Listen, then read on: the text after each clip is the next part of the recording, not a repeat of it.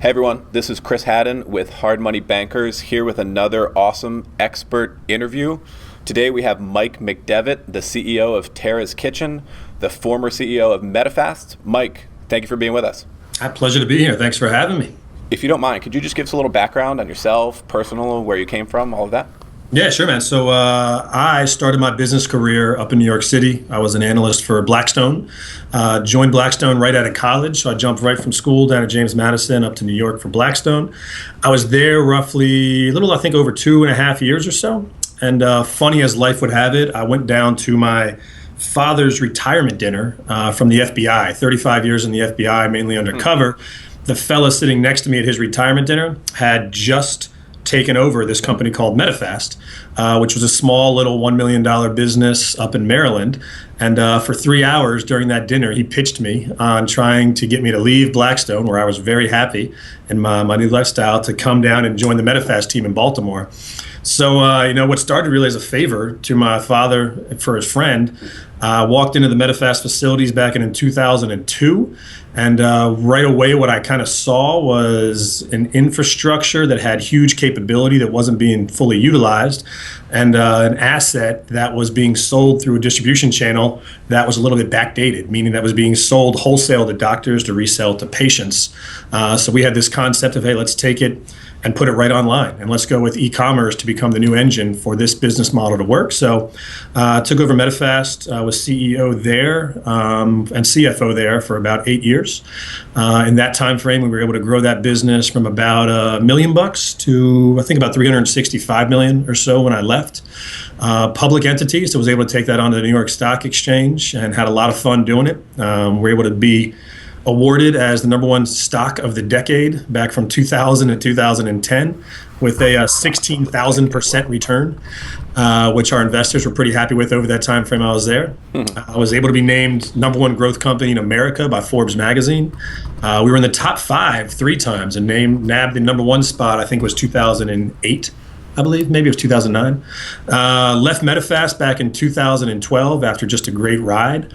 And in order to find out what I really wanted to do next, I knew I wanted to be an investor. I knew I wanted to be an advisor for a period of time. So I went down to Washington, D.C., which had a loophole in Washington, D.C. that allowed me as a non-attorney to open up a law firm. And the concept of that law firm was that we wanted to create an environment that brought the best attorneys in the world under this roof, where they had a non-attorney running the ship. So it was more of a culturally driven piece. We were going to become the GCs, the general counsels of these small growth companies that I was investing in. So we were able to provide them just top tier legal support, as well as kind of get my under the hood check for the company to make sure they were doing what I thought they needed to be doing from an investment. And during that time at Tandem is when I kind of came across 2 different things. First being from the business side, I came across the opportunity of meeting a company out in California in the fresh food space. Now, they were a $1 billion juggernaut. They were producing produce and selling to all the grocery stores. And at the same time, my wife and I just found out we were going to become parents. So after the exciting conversation on the parent side with my wife and I get a little nervous as well, because it's a little scary kind of time frame. I go and I call my mom, and I'm like, hey, Mom, give me a little advice. How do I not mess this whole thing up? And she said something that kind of was the origin of what I'm doing now at Terra's Kitchen. She said, Mike, there's no one way to raise your kid, but one thing we did as a family every day, no matter what, 6 o'clock came, we sat around the table, we had dinner as a family. Right. And the fact that I was not doing that at this time because I'm so busy in my lifestyle kind of led me to search for something that would allow me to have the ability to have dinner with my family on a regular basis. And that was the origin that I created Terra's Kitchen for. Really, the purpose of our business today is to help people by making it convenient to have them sit around the table and connect over a home-cooked meal. So from private equity to the nutrition and weight loss space to the legal space to now in the connecting people space. Yeah, a couple interesting things that I want to ask you about. Backing up a little bit. So what was it like going from a private equity giant like Blackstone to a completely different model, startup, $1 million company, and you were how old, maybe 25 or so? 23. 23. How was that? How does that work? I think when I look back at how was it? One, it was a bit of a shock, a culture shock, right? To go from the most buttoned up environment in the world, which is private equity in New York City back in the early 2000s, to that of basically a building where there was nobody in it in Owings Mills, Maryland, outside of Baltimore, with really no rules on what you could or could not do. So culture shock for sure, right? And then I think the beauty was, the reality as we came across to realize very quickly was that there was really no culture, so it was ours to create. And the ability to kind of create something from scratch is just, while it can be overwhelming because it's a white sheet of paper, really, when you're that small, there's no risk. There's no real wrong you can do. So it was kind of exciting as well. So here we are with a clean sheet of paper. What do we want to make it? And we were able to sit down with a very small group of people and sit around a table and say, hey, this is what we want to do, and we can because it's ours. So let's go out and do that. From the age side of it, I think I was lucky in that nobody expected me to know anything. So I could have taken that one of two ways. I could have taken that where, the ego could come into play and I could have to put up a front like I knew in order to make people, try to convince people I fit. But whether it was from luck or whether it was from wisdom, I don't know, but I went the exact opposite way. And I just kind of made it very clear, hey, look, I don't know. So we're going to find out together. So it's a very collaborative environment just by the nature of me not having the experience of having done it before. And that really worked out well for us.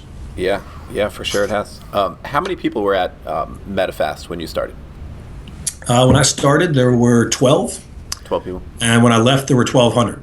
1,200. Yeah, so some of the growth over that 10-year period is just crazy. Okay, early days there. Do you remember one of the first, one or two things that you did? Okay, day one, we got to do this, we got to do that. Do you remember anything in particular that stands out? Yeah, MetaFast was a different business model than I'm in now because it was totally vertically integrated. Even though we were very small, we did every piece of the entire function of the product. We manufactured the product. Your own stuff, you sold your own stuff. It was all, exactly. Okay, got it. It was all from soup to nuts. We did the entire thing. We procured it, we manufactured it, we stored it, we pick-packed it, we marketed it, we shipped it. So really, it was a new world for me. I'm not an operations person. I was a finance person by nature. So first thing I did was I went and I worked in every department in the company. Just kind of sat with, and I went on the line and I picked on the line. I went into procurement and I actually bought products. So I wanted to learn it. So I just went in there and kind of sat with the people. And here's the kind of interesting situation where you got this guy who's in procurement, who all of a sudden the CEO of the company is coming and sitting next to him. And he's like, hey, I want to learn from you what it is you do. And because I was so young, I don't think it was an intimidating aspect where they weren't really trying to show off. They were really just having fun, showing me and taking pride in, hey, this is what I do. And so understanding every different piece by working in it was the first step I did when I got there. Yeah, that's smart. So on the road from $1 million to $365 million in revenue, where in there did the company go public? The company was public when I got there on the pink sheets. We had been kicked off of every market. So we went on the American Stock Exchange in, I think it was around 2004. So about 2 years after I got there, we were able to get the sales up to the point where we were accepted back on the American Stock Exchange. And then I think it was 2007, we made the jump from the Amex to the New York Stock Exchange. Okay. So I got to ring 2 bells, which was kind of cool. Yeah, definitely. So, okay, I guess that was the right way to go, being a publicly traded company, partially because it already was when you got there. Otherwise, you could have seen that thing growing as a private company for a while in there in a different circumstance, huh? That business model was one that could have worked very well as a private model because of the margins we had. It was a cash flow business. Very different than a lot of the reasons people go public today, which is the need for capital and the lack of having actual profitability. So yeah, we could have gone either way. I was dealt a hand when I got there that we were already public. And we were having some growth rates that allowed us to see some multiples that allowed us to benefit from being public, which in essence, I think it was in 2005, I went out and did a PIPE deal, private investment in a public entity that allowed us to raise, even though we'd already been public, we were able to raise capital even I'm doing a PIPE deal. All right, that was one of the questions I was definitely going to ask you because I did know about the law firm that you had started in D.C. And the first thing I would said to myself is, why the hell does McDevitt want a law firm? And you kind of answered that. For 2 reasons. One, you're right, DC is a loophole, and I don't know this for sure, but I'm guessing DC is a loophole because of lobbyists and other people needing to be partners in law firms? Correct. Yeah. Correct. It's really the concern and why non-attorneys are not allowed to own law firms in the United States. It's called the fear of seers, where they believe that if a non-attorney has the right to have authority over attorneys, he's going to force the attorneys to go against their ethics. The irony there about some of the attorneys I've met across the way is a whole different story, but it's kind of old thinking that we've just stuck with here in the United States. So independence is very important from the legal world. Yeah, for sure. And the other thing that you mentioned related to that is that tied into what you wanted to do as an investor and an advisor, and you could come into companies that you might be otherwise participating in those ways and also be a GC. That part I definitely didn't know. Correct. And the third leg of that stool was that, I'd worked with a lot of attorneys over my day, a lot of different types of attorneys.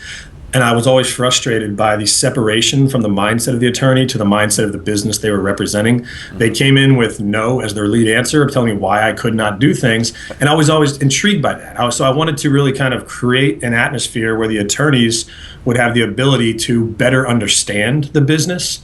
And that was one of my goals. When they would bring on a client, I would work with the attorney to get to know the client to a degree that when we would leave and go back to the tandem offices inside our four walls, I was representing the client even when the attorney was not present with the client because I got how they think. So kind of flipping and making the attorneys appreciate the mindset of a business was a strong goal for me. It's a tough thing to overcome when somebody's so deep into that mindset at first. So it's an audacious goal. I wouldn't say I was totally successful, but I think we made some dents. Yeah, for sure. No, that's a good point that you bring up, and it's something that Jason and I, my business partner here, have discussed a few times, is that attorneys and CPAs both, I've found that the best partners for me are people who I can speak business to. I don't have to translate from business into legal or translate from business into accounting because there's always going to be a disconnect. When we can speak the same language, it makes for a better working relationship and probably better results. For sure. Yeah. I've got all the respect. And that's why you see a lot of attorneys nowadays going out and getting that MBA and the JD, which I got a lot of respect for, but that's a lot of time. Yeah, that's a lot of school. That is a lot of school for sure.